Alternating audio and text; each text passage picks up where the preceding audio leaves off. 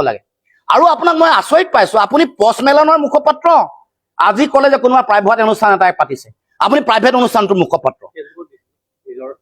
নিজৰ ফেচবুকত দিছে অলপ আগতে সংবাদ মাধ্যমত সম্বোধন কৰিছে কৈছে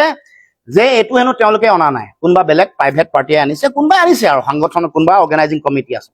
আপুনি তেতিয়াহ'লে পষ্টমেলন সম্পৰ্কত আপুনি কিয় বক্তব্য দি আছে সেইটোক দিবলৈ দিয়ক যোনে পাতিছে তেওঁলোকক দিবলৈ দিয়ক আপোনাক সুধিব কৈছো আপুনি পষ্টমেলনৰ মুখপাত্ৰ আমি পষ্টমেলন কি হয় কি নহয় আপুনি প্ৰশ্ন কৰিছে নাজানে জানে নজনে আপুনি এইটো আপোনাৰ জনাৰো কোনো দৰকাৰ নাই কোনোবাই জানিবও পাৰে নাজানিবও পাৰে জানিলেও বিচাৰিব পাৰে নিবিচাৰিব পাৰে এইটো মানুহৰ অধিকাৰ আপোনাৰ নিচিনা তেনেকুৱা স্বৈৰতান্ত্ৰিক মানসিকতা আমাৰ নাইতো অট'ক্ৰেটিক মানসিকতা কোনে জনা নজনাটো মই যি জানিব লাগে মই জানিম আপুনি শিক্ষা দিব নালাগে আপুনি সমগ্ৰ অসমৰ জনগণৰ অভিভাৱক নহয়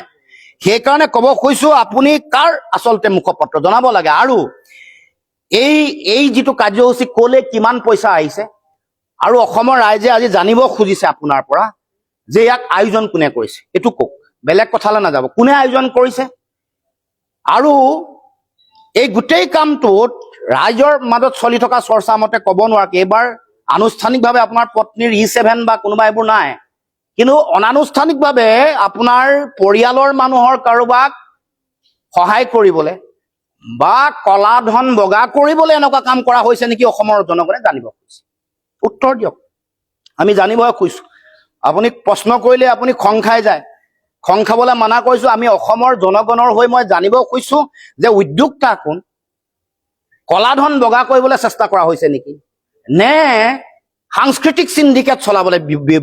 টাৰ্চেম মিত্ৰলক ব্যৱহাৰ কৰি সাংস্কৃতিক সিন্ডিকেট চলাবলৈ চিন্তা চৰ্চা কৰিছে টাৰ্চেম মিত্ৰলক ব্যৱহাৰ কৰি যেনেকে এআৰ ৰহমান অনাৰ সময়ত সন্মুখত সিদ্ধাৰ্থ টুডিক ৰাখিছে জুবিন গাৰ্গৰ লগত সংপৃক্ত কৰি যেনেকে সিদ্ধাৰ্থ শৰ্মাক ৰাখিছিলে এনেকৈ সাংস্কৃতিক সিন্ডিকেট ৰাজ চলাবৰ কাৰণে বেলেগক কাৰোবাক ব্যৱহাৰ কৰা হৈছে নেকি অসমৰ শিল্পীসকলে যোৱা 3 মাহ ধৰি তেওঁলোকে অনুষ্ঠান পৰিবেশন নকৰাকে অনুষ্ঠান পৰিবেশন কৰিবলৈ সুযোগ নোপোৱাকে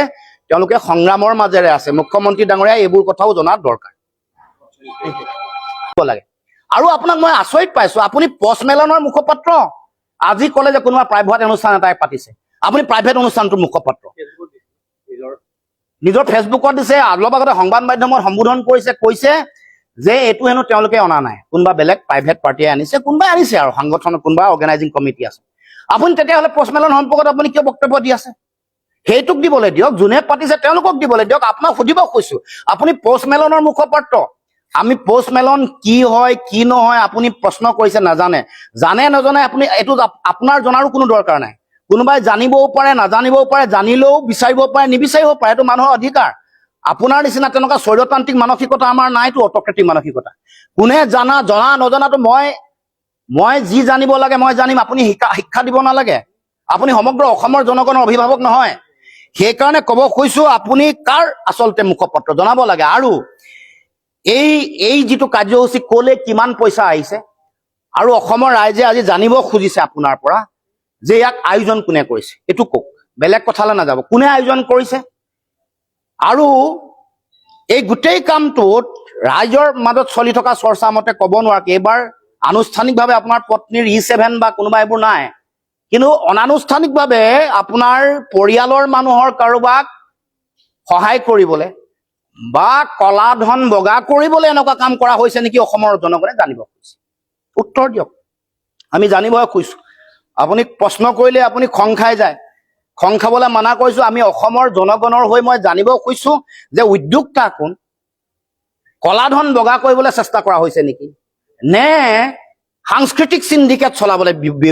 টাৰ্চেম মিত্ৰলক ব্যৱহাৰ কৰি সাংস্কৃতিক সিন্ডিকেট চলাবলৈ চিন্তা চৰ্চা কৰিছে টাৰ্চেম মিত্ৰলক ব্যৱহাৰ কৰি যেনেকে এআৰ ৰহমান অনাৰ সময়ত সন্মুখত সিদ্ধাৰ্থ টুডিক ৰাখিছে জুবিন গাৰ্গৰ লগত সংপৃক্ত কৰি যেনেকে সিদ্ধাৰ্থ শৰ্মাক ৰাখিছিলে এনেকৈ সাংস্কৃতিক সিন্ডিকেট ৰাজ চলাবৰ কাৰণে বেলেগক কাৰোবাক ব্যৱহাৰ কৰা হৈছে নেকি অসমৰ শিল্পীসকলে যোৱা 3 মাহ ধৰি তেওঁলোকে